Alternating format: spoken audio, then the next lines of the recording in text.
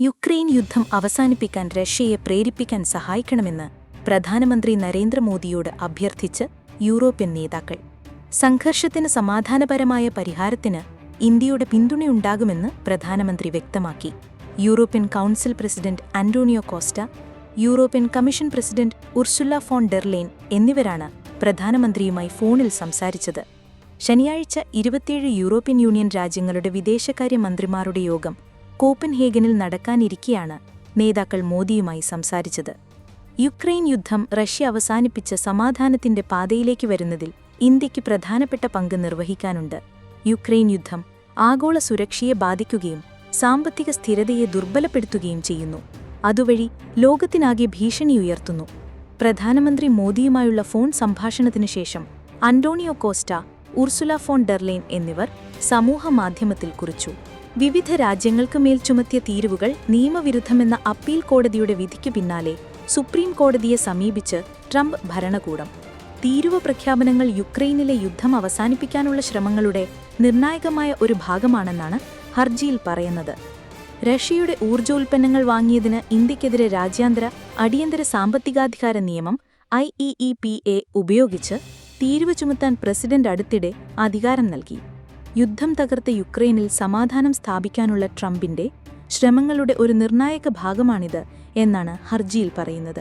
ചരക്കുസേവന നികുതി GST കൂടുതൽ ലളിതമാക്കിക്കൊണ്ട് കേന്ദ്ര സർക്കാരും സംസ്ഥാനങ്ങളും ചേർന്ന് നടപ്പാക്കിയത് പ്രധാനപ്പെട്ട തീരുമാനമാണെന്ന് പ്രധാനമന്ത്രി നരേന്ദ്രമോദി പറഞ്ഞു. GST കൂടുതൽ ലളിതമായി മാറിയിരിക്കുകയാണ്.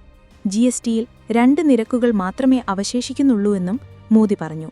രാജ്യത്തിന്റെ വളർച്ചയ്ക്കുള്ള ഇരട്ട ഡോസാണ് GST 2.0 എന്നും പ്രധാനമന്ത്രി പറഞ്ഞു.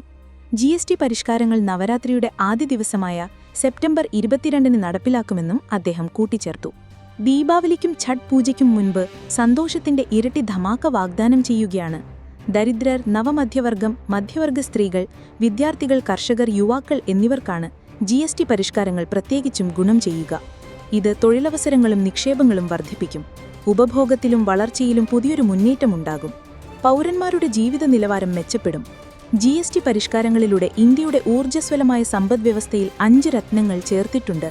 ഇത് വികസിത ഇന്ത്യ കെട്ടിപ്പടുക്കാനും ഫെഡറലിസത്തെ ശക്തിപ്പെടുത്താനും സഹായിക്കുമെന്ന് മോദി പറഞ്ഞു. അതേസമയം കോൺഗ്രസിനെതിരെ കടുത്ത വിമർശനവും മോദി ഉന്നയിച്ചു.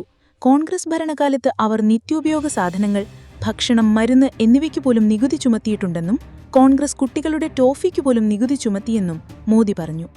ആഭ്യന്തര വകുപ്പിലെ ഉന്നത പോലീസ് ഉദ്യോഗസ്ഥരുടെ ഗുണ്ടാബന്ധത്തെക്കുറിച്ച് വളരെ മുൻപ് വെളിപ്പെടുത്തൽ നടത്തിയ പോലീസുകാരനാണ് ഉമേഷ് വള്ളിക്കുന്ന്. എന്നാൽ ഇതു സംബന്ധിച്ച് മുഖ്യമന്ത്രിക്ക് കത്തയച്ചതിന് പിന്നാലെ കോഴിക്കോട് സ്വദേശിയും പത്തനംതിട്ട ആറന്മുള പോലീസ് സ്റ്റേഷനിലെ സീനിയർ CPOയുമായിരുന്ന അദ്ദേഹം സസ്പെൻഡ് ചെയ്യപ്പെട്ടു. കുന്നംകുളം ചൊവ്വന്നൂർ മണ്ഡലം പ്രസിഡന്റ് VS സുജിത് പോലീസ് സ്റ്റേഷനിൽ വെച്ച് ക്രൂരമർദ്ദനത്തിന് ഇരയായതിന്റെ പശ്ചാത്തലത്തിൽ ഉമേഷ് മുൻപ് ഉന്നയിച്ച ആരോപണങ്ങൾ കൂടുതൽ പ്രസക്തമാവുകയാണ്. പോലീസുകാർ ചെയ്യുന്ന നിയമവിരുദ്ധമായ പ്രവർത്തനങ്ങളിൽ ഒന്നു മാത്രമാണ് കസ്റ്റഡി മർദ്ദനം. ഞാൻ ഫറോക്ക് സ്റ്റേഷനിൽ ജോലി ചെയ്തിരുന്ന സമയത്ത് അവിടുത്തെ സബ് ഇൻസ്പെക്ടർ പ്രതിയെ മുകൾ നിലയിലെ റെസ്റ്റ് റൂമിൽ വെച്ച് തല്ലുന്നത് കണ്ടിട്ടുണ്ട്. എന്നാൽ ഞാൻ മുറിയിലേക്ക് ചെന്നപ്പോൾ പെട്ടെന്ന് നിർത്തി. മനോരമ ഓൺലൈനിന് നൽകിയ അഭിമുഖത്തിൽ പോലീസ് കുറ്റങ്ങളെക്കുറിച്ച് കൂടുതൽ വെളിപ്പെടുത്തുകയാണ് ഉമേഷ് വള്ളിക്കുന്ന്. പോലീസ് സ്റ്റേഷനുകളിൽ നടക്കുന്ന കസ്റ്റഡി മർദ്ദനങ്ങളുടെ ഒരിരയാണ് VS സുജിത്. ഞാൻ പത്തനംതിട്ട ആറന്മുള സ്റ്റേഷനിൽ ജോലി ചെയ്യുമ്പോഴാണ് പോലീസിൽ ഗുണ്ടാ സംഘങ്ങളുണ്ട് എന്ന് വ്യക്തമാക്കി മുഖ്യമന്ത്രിക്ക് കത്തെഴുതിയത്. അന്ന് നൽകിയ പരാതിയിൽ യാതൊരു നടപടിയും എടുത്തിട്ടില്ല. പകരം എന്നെ പിരിച്ചുവിടുകയാണ് ചെയ്തത്. പിന്നീട് പോലീസുകാരിലെ പല ഉന്നതർക്കും ഗുണ്ടാ സംഘങ്ങളുമായുള്ള ബന്ധം വെളിപ്പെട്ടു. IPS പദവിയിൽ ഇരിക്കുന്നവർ മുതൽ ഏറ്റവും താഴെക്കിടയിലുള്ള പോലീസുകാർ വരെ പലതരത്തിലുള്ള ക്രൈമുകളിൽ ഉൾപ്പെട്ടിട്ടുണ്ട്. അത്തരത്തിൽ പോലീസുകാർ ചെയ്യുന്ന നിയമവിരുദ്ധമായ പ്രവർത്തനങ്ങളിൽ ഒന്നു മാത്രമാണ് കസ്റ്റഡി മർദ്ദനം. മേലുദ്യോഗസ്ഥരെ പ്രീതിപ്പെടുത്തി ജോലി ചെയ്യാനാണ് പല പോലീസുകാരും ശ്രമിക്കുന്നത്. അതുകൊണ്ടുതന്നെ തന്റെ സ്റ്റേഷനിൽ നിയമവിരുദ്ധമായ കാര്യങ്ങൾ നടക്കുമ്പോൾ പ്രതികരിക്കാൻ പോലും അവർ തയ്യാറാവുന്നില്ല. അനധികൃതമായ കസ്റ്റഡി പാടില്ലെന്നോ ബലപ്രയോഗം നടത്താൻ പാടില്ലെന്നോ പറയാൻ അവർ തയ്യാറാവുന്നില്ല. അതുകൊണ്ടുതന്നെ രാജാവിനേക്കാൾ വലിയ രാജഭക്തി കാണിച്ച് ഈ ക്രൈമുകൾക്ക് അവർ കൂട്ടുനിൽക്കുകയാണ്. CCTV ഉണ്ടെന്നറിഞ്ഞിട്ടും സുജിത്തിനെ മർദ്ദിക്കാനുള്ള ധൈര്യം അവരുടെ പോലീസ് യൂണിഫോമാണ്. അവർക്ക് പിന്നിൽ വലിയ രാഷ്ട്രീയ ശക്തികളുണ്ട് എന്നതാണ് വാസ്തവം. അല്ലാതെ അവർക്ക് ഇത്ര ധൈര്യമുണ്ടാവില്ല. പോലീസുകാർക്ക് രാഷ്ട്രീയം പാടില്ല എന്നാണ്. പക്ഷേ പോലീസുകാർക്ക് കൃത്യമായ രാഷ്ട്രീയമുണ്ട്. രാഷ്ട്രീയ നേതാക്കളുടെ സ്വാധീനമുണ്ട്. 2003 തുടക്കത്തിലാണ് സ്റ്റേഷനുകളിൽ ക്യാമറ സ്ഥാപിക്കുന്നത്. സ്റ്റേഷനിൽ നടക്കുന്ന കാര്യങ്ങൾ റെക്കോർഡ് ചെയ്യപ്പെടുമെന്നുറപ്പുണ്ടായിട്ടും ക്യാമറയ്ക്ക് മുന്നിൽ വെച്ച് സുജിത്തിനെ മർദ്ദിച്ചാണെങ്കിൽ ഈ ദൃശ്യങ്ങൾ ആർക്കും കൊടുക്കേണ്ടതില്ല, അനായാസം നശിപ്പിച്ചു കളയാമെന്ന ധാരണയുള്ളതുകൊണ്ടാണ്, ആ ഉറപ്പുള്ളതുകൊണ്ടാണ്. വിവരാവകാശ പ്രകാരം 1 മാസത്തിനുള്ളിൽ ലഭിക്കേണ്ട വിഷ്വൽസ് സുജിത്തിന് ലഭിച്ചത് 2 വർഷത്തിനു ശേഷമാണ്. ഇത്രയും വൈകിട്ടും ഈ വിഷ്വൽസ് നശിപ്പിക്കപ്പെടാതിരിക്കാനുള്ള കാരണം ഹൈക്കോടതിയിൽ നിന്നും ഉത്തരവ് വാങ്ങിയതുകൊണ്ടാണ്. അല്ലാത്തപക്ഷം അന്നേ ദിവസം CCTV വർക്ക് ചെയ്യുന്നിരുന്നില്ല. വിഷ്വൽസ് നശിച്ചുപോയി തുടങ്ങിയ കള്ളങ്ങൾ ആ പോലീസുകാർ പറഞ്ഞിരിക്കും. സുജിത്തും വർഗീസ് ചൊവ്വന്നൂരും ബുദ്ധിപൂർവ്വം പോരാടിയതുകൊണ്ടാണ് ഈ തെളിവുകൾ സംരക്ഷിക്കപ്പെട്ടത്. ഞാൻ സോഷ്യൽ മീഡിയയിൽ സജീവമാണെന്ന് ഇവർക്ക് അറിയുന്നതുകൊണ്ടുതന്നെ എന്റെ മുന്നിൽ വെച്ച് ആളുകളെ മർദ്ദിക്കാറില്ല. ഞാൻ ഫറോക്ക് സ്റ്റേഷനിൽ ജോലി ചെയ്തിരുന്ന സമയത്ത് അവിടുത്തെ സബ് ഇൻസ്പെക്ടർ പ്രതിയെ മുകൾ നിലയിലെ റെസ്റ്റ് റൂമിൽ വെച്ച് തല്ലുന്നത് കണ്ടിട്ടുണ്ട്. എന്നാൽ ഞാൻ മുറിയിലേക്ക് ചെന്നപ്പോൾ പെട്ടെന്ന് നിർത്തി. ഒത്തുതീർപ്പിനായി സുജിത്തിനെ സമീപിച്ചവർ വലിയ തുക വാഗ്ദാനം ചെയ്തു. താങ്കൾക്ക് ഇതുപോലുള്ള വാഗ്ദാനങ്ങളോ ഭീഷണികളോ കിട്ടിയിട്ടുണ്ടോ? IGയായി വിരമിച്ച ഒരാളുടെ നിയമവിരുദ്ധ പ്രവർത്തനങ്ങൾക്കെതിരെ ഞാൻ പ്രതികരിച്ചപ്പോൾ പലതരത്തിലുള്ള ഭീഷണികളും ഒത്തുതീർപ്പിനുള്ള ക്ഷണങ്ങളും കിട്ടിയിട്ടുണ്ട്. റിട്ടയർ ആവാനായ സമയത്ത് അദ്ദേഹത്തിന്റെ ഇമേജിനെ ബാധിക്കുന്ന ഇത്തരം പ്രവർത്തനങ്ങൾ എന്റെ ഭാഗത്തുനിന്നുണ്ടാവരുതെന്ന് താക്കീതുകൾ കിട്ടിയിട്ടുണ്ട്. പോലീസ് സേനയ്ക്കകത്തുനിന്നാണ് ഇതെല്ലാം. പക്ഷേ എനിക്ക് സൗകര്യമില്ല, എനിക്കുണ്ടാവുന്ന നഷ്ടം ഞാൻ സഹിച്ചോളാം എന്നാണ് പറഞ്ഞത്. സസ്പെൻഷന് ശേഷം എനിക്കുണ്ടായ സാമ്പത്തിക നഷ്ടം നികത്തിത്തരാമെന്ന വാഗ്ദാനങ്ങൾ വരെ ഉണ്ടായിരുന്നു. ഇതിനൊന്നും ഞാൻ വഴങ്ങിയില്ല. പിറന്നു വീഴും മുൻപേ മരിച്ചുവെന്ന് ഡോക്ടർമാർ വിധിയെഴുതിയ പിഞ്ചു ശരീരത്തിലെ ജീവന്റെ തുടിപ്പ് നഴ്സുമാരിൽ ഒരാൾ യാദൃച്ഛികമായി തിരിച്ചറിഞ്ഞു. അവളെ ജീവിതത്തിലേക്ക് തിരിച്ചുകൊണ്ടുവരാൻ ഒരു ആശുപത്രി സംവിധാനം ഒന്നാകെ കൈകോർത്തപ്പോൾ പിറന്നത് സന്തോഷത്തിന്റെ പൊന്നോണം. മരണത്തിന്റെ തണുപ്പിൽ നിന്ന് നഴ്സസ് ഗീതയുടെ കൈപിടിച്ച് ജീവിതത്തിലേക്ക് തിരിച്ചുവന്ന മാലാഖക്കുഞ്ഞ് അമ്മയ്ക്കൊപ്പം ആശുപത്രിയിൽ സുഖമായിരിക്കുന്നു. തിരൂർ തലക്കടത്തൂർ അൽനൂർ ആശുപത്രിയാണ് പിഞ്ചുകുഞ്ഞിന്റെ പുനർജന്മത്തിന് വേദിയായത്. രക്തസ്രാവം വന്ന പൂർണ്ണ ഗർഭിണിയെ ബുധനാഴ്ചയാണ് ആശുപത്രിയിൽ പ്രവേശിപ്പിച്ചത്. ഇവരുടെ ഗർഭകാല പരിശോധന മറ്റൊരു ആശുപത്രിയിലായിരുന്നു. കുഞ്ഞിന് ജീവനുണ്ടാകില്ല എന്ന സങ്കടവാർത്ത അവസാന പരിശോധനയ്ക്ക് ശേഷം കുടുംബത്തെ അറിയിച്ചിരുന്നു. പ്രസവ തീയതിയാകുന്നതുവരെ വീട്ടിൽ വിശ്രമിക്കാനും നിർദ്ദേശിച്ചു. ആ കാത്തിരിപ്പിനിടയിലാണ് രക്തസ്രാവമുണ്ടായത്. സ്ഥിരമായി കാണിക്കുന്ന ആശുപത്രിയിലേക്ക് ദൂരം കൂടുതലായതിനാൽ അൽനൂറിലേക്ക് കൊണ്ടുവരികയായിരുന്നു. കാലുകൾ ആദ്യം പുറത്തുവരുന്ന ബ്രീച്ച് പൊസിഷനിലായിരുന്നു കുഞ്ഞ്. പൊക്കിൽക്കൊടി കഴുത്തിൽ ചുറ്റിയ നിലയിലായിരുന്നു.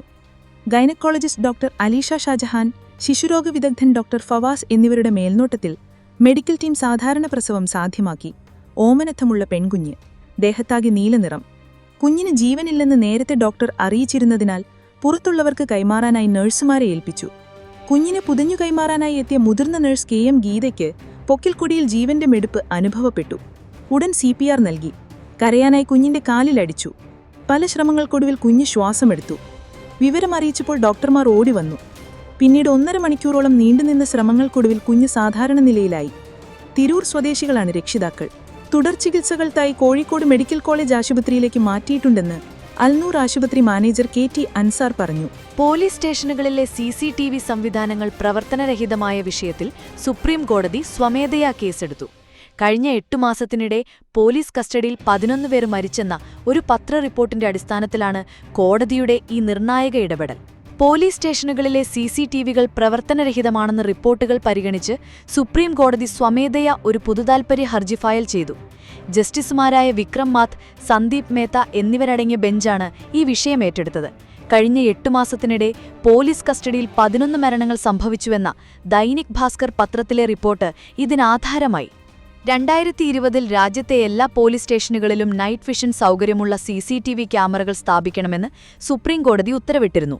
CBI ഉൾപ്പെടെയുള്ള കേന്ദ്ര അന്വേഷണ ഏജൻസികളുടെ ഓഫീസുകളിലും ഇത് നിർബന്ധമാക്കിയിരുന്നു. എന്നാൽ പലയിടത്തും ഈ ഉത്തരവ് പൂർണ്ണമായും നടപ്പാക്കിയിട്ടില്ലെന്ന റിപ്പോർട്ടുകൾ സൂചിപ്പിക്കുന്നു. ഈ സാഹചര്യത്തിലാണ് കോടതി നേരിട്ടിടപെടാൻ തീരുമാനിച്ചത്.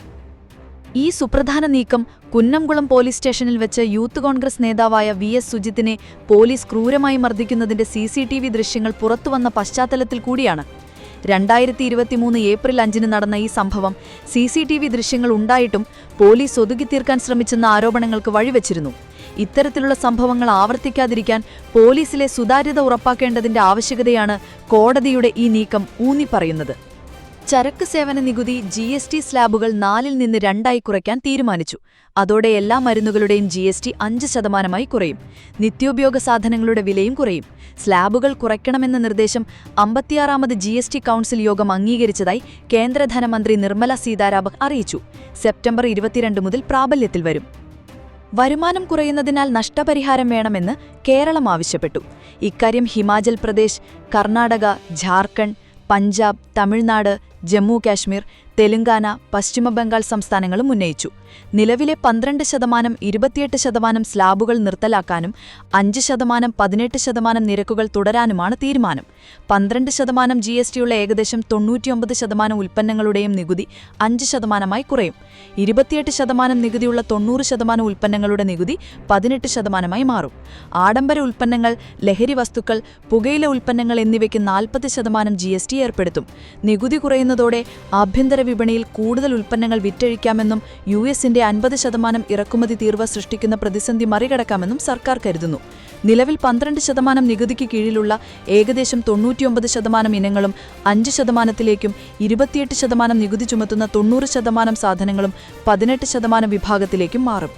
5%-ലേക്ക് വന്നവ മരുന്നുകൾ, ശസ്ത്രക്രിയാ ഉപകരണങ്ങൾ, bandage, glucometer, hotel accommodation services, gym, salon, yoga centre, packaged bhujia, sauce, pasta, instant noodles, chocolate, coffee, ശീതീകരിച്ച മാംസം, കോൺഫ്ലെക്സ്, ബട്ടർ, നെയ്യ്, ട്രാക്ടർ, കൃഷിക്കുള്ള മെഷീനുകൾ. കൈക്കൂലി ഉൾപ്പെടെയുള്ള കേസുകൾ സർക്കാർ ജീവനക്കാർക്കെതിരെ വർദ്ധിക്കുമ്പോഴും നിയമപരമായ പരിരക്ഷ ഉറപ്പാക്കാൻ സർക്കാർ തീരുമാനിച്ചു. സർക്കാർ ജീവനക്കാർക്കെതിരായ പരാതികളിൽ ഏകപക്ഷീയമായ അന്വേഷണ നടപടികൾക്ക് തടയിട്ട സംസ്ഥാന ആഭ്യന്തര വകുപ്പാണ് പുതിയ വിജ്ഞാപനം പുറപ്പെടുവിച്ചത്.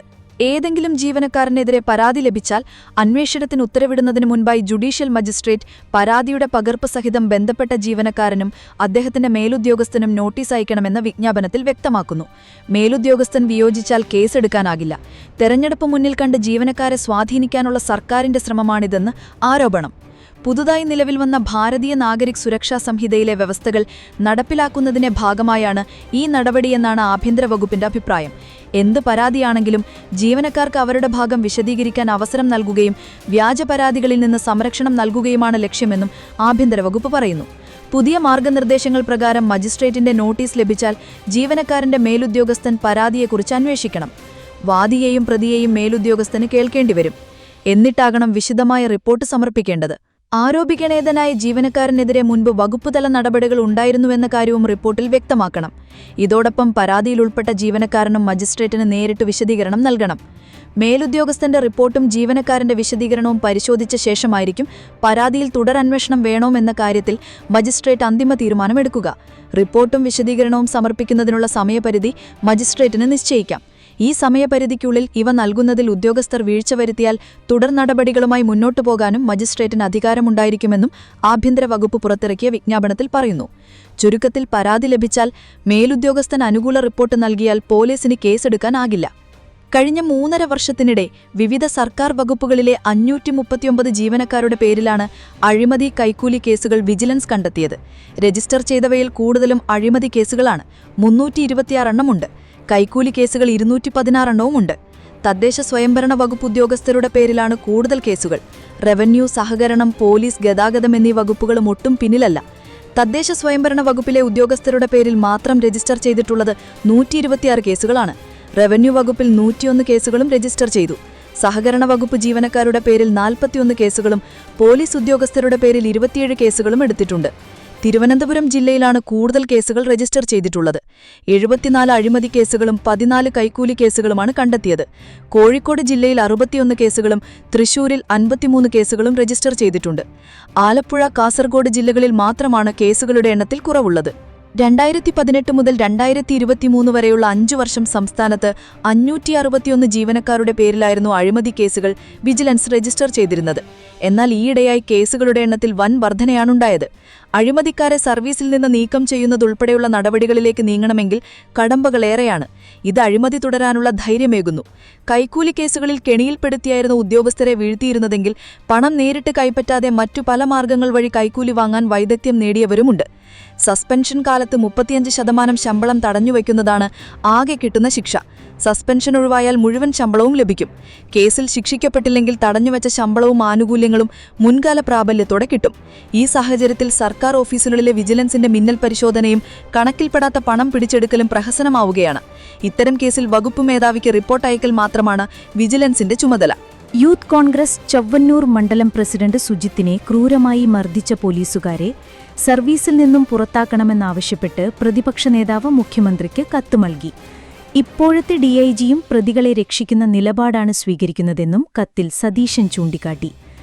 യൂത്ത് കോൺഗ്രസ് ചൊവ്വന്നൂർ മണ്ഡലം പ്രസിഡന്റ് സുജിത്തിനെ പോലീസ് ക്രൂരമായി മർദ്ദിക്കുന്ന, മനസാക്ഷിയെ ഞെട്ടിക്കുന്ന ദൃശ്യമാണ് പുറത്തുവന്നിരിക്കുന്നത്. മനുഷ്യനെന്ന പരിഗണന പോലും നൽകാതെ മനുഷ്യത്വം തൊട്ടുതീണ്ടാത്ത കാടത്തമാണ് പോലീസിന്റെ ഭാഗത്തുനിന്നും ഉണ്ടായത്. ക്യാമറ ഇല്ലാത്ത സ്ഥലത്ത് വെച്ചും ക്രൂരമായി മർദ്ദിച്ചിട്ടുണ്ട്. തീവ്രവാദികൾ പോലും ചെയ്യാത്ത ക്രൂരതയാണ് ഒരു ചെറുപ്പക്കാരനോട് പോലീസ് ചെയ്തത്. ഇവരുടെ പ്രവൃത്തി പോലീസ് സേനയ്ക്ക് മാത്രമല്ല, കേരള സമൂഹത്തിന് തന്നെ നാണക്കേടുണ്ടാക്കിയിരിക്കുകയാണ്. കസ്റ്റഡി മർദ്ദനം മനുഷ്യാവകാശ ലംഘനമാണെന്ന് വിവിധ കേസുകളിൽ സുപ്രീം കോടതി പ്രസ്താവിച്ചിട്ടുണ്ട് എന്ന് വി.ഡി. സതീശൻ ചൂണ്ടിക്കാട്ടി. സുഹൃത്തുക്കളെ പോലീസ് ഭീഷണിപ്പെടുത്തിയത് ചോദ്യം ചെയ്തു എന്നതാണ് സുജിത്തിനെതിരെ പോലീസുകാർ ചുമത്തിയ കുറ്റം. കുന്നംകുളം SI ആയിരുന്ന നൂഹ്മാന്റെ നേതൃത്വത്തിലായിരുന്നു ക്രൂരമർദ്ദനം. സ്റ്റേഷനിൽ കൊണ്ടുവന്നതു മുതൽ 3-ലധികം പോലീസുകാർ ചേർന്ന് വളഞ്ഞിട്ട് തല്ലി, കുനിച്ചു നിർത്തി പുറത്തും മുഖത്തും മർദ്ദിച്ചു. സുജിത്തിന്റെ കേൾവിശക്തി നഷ്ടമായി. കള്ളക്കേസിൽ കുടുക്കാൻ ശ്രമിച്ച പോലീസ് നീക്കവും പൊളിഞ്ഞു. 2023 നടന്ന സംഭവത്തിന്റെ CCTV ദൃശ്യങ്ങൾ നിയമപോരാട്ടത്തിനൊടുവിലാണ് വിവരാവകാശ നിയമപ്രകാരം ലഭ്യമായത്. പ്രതികളെ രക്ഷിക്കുന്ന നടപടിയാണ് പോലീസിന്റെ ഭാഗത്തുനിന്നും തുടക്കം മുതൽ ഉണ്ടായത്. മർദ്ദനത്തിന് നേതൃത്വം നൽകിയ 5 ഉദ്യോഗസ്ഥർ പ്രതിപട്ടികളിൽ പോലുമില്ല. പ്രതികളെ രക്ഷിക്കാൻ മുകളിൽ നിന്നും ശ്രമമുണ്ടായി. ക്രൈം ഡിറ്റാച്ച്മെന്റ് ACPയുടെ റിപ്പോർട്ട് പൂഴ്ത്തിയാണ് പ്രതികളെ സംരക്ഷിച്ചത്. ഇപ്പോഴത്തെ DIGയും പ്രതികളെ രക്ഷിക്കുന്ന നിലപാടാണ് സ്വീകരിക്കുന്നത്. വിവരാവകാശ നിയമപ്രകാരം ഈ ദൃശ്യങ്ങൾ കിട്ടിയില്ലായിരുന്നെങ്കിൽ ഇത്രയും വലിയൊരു ക്രൂരത പുറത്തറിയില്ലായിരുന്നു. കണ്ണില്ലാത്ത ക്രൂരത നടത്തിയ ഉദ്യോഗസ്ഥരെ സർവീസിൽ നിന്നും പുറത്താക്കണം. ഇവർക്കെതിരെ ക്രിമിനൽ കേസ് എടുക്കുന്നതുൾപ്പെടെയുള്ള നടപടികൾ അടിയന്തരമായി സ്വീകരിക്കണമെന്ന് അഭ്യർത്ഥിക്കുന്നു, വി.ഡി. സതീശൻ നൽകിയ കത്തിൽ പറയുന്നു. അതിനിടെ TMC അംഗങ്ങൾ തങ്ങൾക്കു നേരെ വെള്ളക്കുപ്പികൾ എറിഞ്ഞതായി ബംഗാൾ BJP അംഗങ്ങൾ ആരോപിച്ചു. ഇതോടെ മാർഷലുകൾ ഇരുവിഭാഗങ്ങൾക്കുമിടയിൽ നിലയുറപ്പിച്ചു. കുടിയേറ്റക്കാരുടെ പോരാട്ടങ്ങൾ ഉയർത്തിക്കാട്ടാൻ ലക്ഷ്യമിട്ടുള്ള ചർച്ചയെ വഴിതെറ്റിക്കാൻ BJP ശ്രമിച്ചതായി ആരോപിച്ച് മുഖ്യമന്ത്രി മമതാ ബാനർജി രംഗത്തെത്തി. Kochi Ernakulam north railway station പ്ലാറ്റ്ഫോമിലൂടെ ബൈക്ക് ഓടിച്ച യുവാവ് ലഹരി, അടിപിടി കേസുകളിലും പ്രതി. പ്ലാറ്റ്ഫോമിലൂടെ ആഡംബര ബൈക്ക് ഓടിച്ച ശേഷം ബൈക്ക് ഉപേക്ഷിച്ച് ഓടി രക്ഷപ്പെട്ട യുവാവ് ഇപ്പോഴും ഒളിവിലാണ്. യുവാവിന്റെ കയ്യിൽ ചുവന്ന നിറത്തിലുള്ള ഒരു ബാഗുണ്ടായിരുന്നു. ഇതിലുള്ള വസ്തു ഒളിപ്പിക്കാനോ അല്ലെങ്കിൽ പേടിച്ചിട്ടോ ആയിരിക്കാം യുവാവ് ബൈക്ക് ഉപേക്ഷിച്ചു മുങ്ങിയത് എന്നാണ് അന്വേഷണ സംഘം സംശയിക്കുന്നത്. Railway police Ernakulam DYSP George ജോസഫിന്റെ നേതൃത്വത്തിലുള്ള പ്രത്യേക അന്വേഷണ സംഘമാണ് ഇപ്പോൾ കേസ് അന്വേഷിക്കുന്നത്. പെരുമ്പാവൂർ മുടിക്കൽ സ്വദേശി MS അജ്മലിന്റെ പേരിലാണ് തൈക്കുടത്തെ സ്ഥാപനത്തിൽ നിന്ന് 4 ലക്ഷത്തോളം വിലയുള്ള ബൈക്ക് വാടകയ്ക്കെടുത്തിരുന്നത്. ഇവിടെ നൽകിയ തിരിച്ചറിയൽ കാർഡിൽ നിന്നാണ് ബൈക്ക് വാടകയ്ക്കെടുത്തത് അജ്മലാണെന്ന് തിരിച്ചറിഞ്ഞത്. മണിക്കൂറിന് 65 രൂപ നിരക്കിൽ ഓഗസ്റ്റ് 30-ന് 1 മാസത്തേക്കാണ് ബൈക്ക് എടുത്തത്. തുടർന്ന് റെയിൽവേ പോലീസ് നടത്തിയ അന്വേഷണത്തിൽ അജ്മൽ ഒട്ടേറെ കേസുകളിൽ പ്രതിയാണെന്ന് കണ്ടെത്തി. ഏളമേറ്റ്, കോതമംഗലം പോലീസ് സ്റ്റേഷനുകളിൽ അജ്മലിന്റെ പേരിൽ അടിപിടി കേസുകളുണ്ട്. ഏലൂർ പോലീസ് 2022-ലും എറണാകുളം എക്സൈസ്, കളമശ്ശേരി പോലീസ് എന്നിവർ 2024-ലും MDMAയുമായി ബന്ധപ്പെട്ട് അജ്മലിനെ അറസ്റ്റ് ചെയ്തിരുന്നു. ഈ കേസുകളിലെല്ലാം ജാമ്യത്തിലാണ് ഇയാൾ. കഴിഞ്ഞ ദിവസം പുലർച്ചെ 4:30-ഓടെ പ്ലാറ്റ്ഫോമിന്റെ 2-ാം നമ്പർ പ്രവേശന കവാടത്തിലൂടെ യുവാവ് ബൈക്കുമായി പ്രവേശിക്കുകയായിരുന്നു. ഇതിന്റെ CCTV ദൃശ്യങ്ങളും പ്രചരിച്ചിരുന്നു. യുവാവിനെ പിടികൂടാൻ RPF ശ്രമിച്ചെങ്കിലും യുവാവ് ബൈക്ക് നിർത്തി താക്കോലുമായി കടന്നുകളയുകയായിരുന്നു.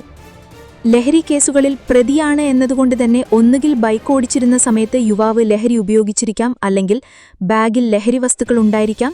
ഇതിനാലാണ് ഓടി രക്ഷപ്പെട്ടത് എന്ന നിഗമനത്തിലാണ് അന്വേഷണം പുരോഗമിക്കുന്നത്. ആരിൽ നിന്നെങ്കിലും രക്ഷപ്പെടാനുള്ള ശ്രമത്തിൽ പ്ലാറ്റ്ഫോം ആണെന്ന് അറിയാതെ ചെറിയ വഴിയിലൂടെ കയറി വന്നതുമാകാമെന്നും പോലീസ് അനുമാനിക്കുന്നുണ്ട്. അധ്യക്ഷനു പകരം ഉപാധ്യക്ഷന് താൽക്കാലിക ചുമതല നൽകേണ്ടതാണ് സ്വാഭാവിക നടപടിക്രമം. നിലവിൽ 1-ലധികം ഉപാധ്യക്ഷന്മാരാണ് സംഘടനയിലുള്ളത്. ലോക്സഭാ തിരഞ്ഞെടുപ്പിൽ K. മുരളീധരന്റെ പരാജയത്തെ തുടർന്ന് തൃശൂർ DCC പ്രസിഡന്റായിരുന്ന ജോസ് വെള്ളൂർ രാജിവെച്ചതിന് പിന്നാലെ Palakkad MP VK Sreekandan party പകരം ചുമതല നൽകി. തിരുവനന്തപുരത്ത് DCC പ്രസിഡന്റ് പാലോദ് രവി രാജിവെച്ച ഒഴിവിൽ പിറ്റേ ദിവസം തന്നെ മുതിർന്ന നേതാവ് N. ശക്തനും ചുമതല നൽകി ദേശീയ നേതൃത്വം പ്രഖ്യാപനം നടത്തി. എന്നാൽ നേതൃത്വത്തിന് അതുപോലെ എളുപ്പമല്ല യൂത്ത് കോൺഗ്രസ് സംസ്ഥാന അധ്യക്ഷ സ്ഥാനത്തേക്കുള്ള പ്രഖ്യാപനം. രാഹുലിന്റെ രാജിയോടെ പാർട്ടിയിൽ വീണ്ടും തലപൊക്കിയ ഗ്രൂപ്പുകളെ സമവായത്തിലെത്തിക്കുക എന്നതാണ് നേതൃത്വത്തിന്റെ മുന്നിലെ വെല്ലുവിളി. ആരോപണവിധേയരായ പോലീസ് ഉദ്യോഗസ്ഥരുടെ വീടുകളിലേക്ക് തൃശൂർ, എറണാകുളം, കോഴിക്കോട് ജില്ലാ കമ്മിറ്റികൾ ഇന്നലെ പ്രതിഷേധ മാർച്ച് സംഘടിപ്പിച്ചിരുന്നു. മലപ്പുറം ജില്ലാ കമ്മിറ്റി ഇന്ന് പ്രകടനം നടത്തി. നിയോജകമണ്ഡലം കമ്മിറ്റികളോടും പ്രതിഷേധ പ്രകടനം നടത്താൻ ആവശ്യപ്പെട്ടിട്ടുണ്ട്. അധ്യക്ഷ സ്ഥാനത്തേക്ക് പരിഗണിക്കപ്പെടുന്ന വൈസ് പ്രസിഡന്റ് അബിൻ വർക്കിയാണ് പ്രതിഷേധ പ്രകടനങ്ങൾ ഏകോപിപ്പിച്ചത്. എന്നാൽ സെക്രട്ടേറിയറ്റിലേക്കോ പോലീസ് ആസ്ഥാനത്തേക്കോ സംസ്ഥാന കമ്മിറ്റി മാർച്ച് നടത്തേണ്ട എന്നതാണ് സംഘടനയ്ക്കുള്ളിലെ ചോദ്യം. അതേസമയം സംസ്ഥാനാധ്യക്ഷനെ കണ്ടെത്താനുള്ള നടപടിക്രമങ്ങൾ ആരംഭിച്ചു എന്നാണ് വിവരം. ഇന്നലെ ദേശീയ നേതൃത്വം സംസ്ഥാനത്തെ മുതിർന്ന നേതാക്കളുമായി ഫോണിൽ ആശയവിനിമയം നടത്തി. നേതാക്കളുടെ അഭിപ്രായങ്ങൾ ആരാഞ്ഞ നേതൃത്വം ചർച്ച തുടരും എന്നാണ് വിവരം. സംസ്ഥാന തലത്തിൽ തീരുമാനമുണ്ടായ ശേഷം ദേശീയ നേതൃത്വം തീരുമാനം പ്രഖ്യാപിക്കും. സംഘടനയുടെ ചുമതലയുള്ള കൃഷ്ണ അലാവരു സംസ്ഥാന നേതാക്കളുമായി സംസാരിച്ച് അധ്യക്ഷനെ തീരുമാനിക്കും എന്നും കൂടുതൽ വിശദാംശം അറിയില്ല എന്നുമാണ് ഈ സംബന്ധിച്ച ചോദ്യത്തിന് യൂത്ത് കോൺഗ്രസ് ദേശീയ അധ്യക്ഷൻ ഉദയ് ഭാനു ചിബു പറഞ്ഞത്. 3-4 ദിവസത്തിനുള്ളിൽ പുതിയ അധ്യക്ഷനെ പ്രഖ്യാപിക്കുമെന്നാണ് സംസ്ഥാന നേതാക്കളുടെ പ്രതീക്ഷ.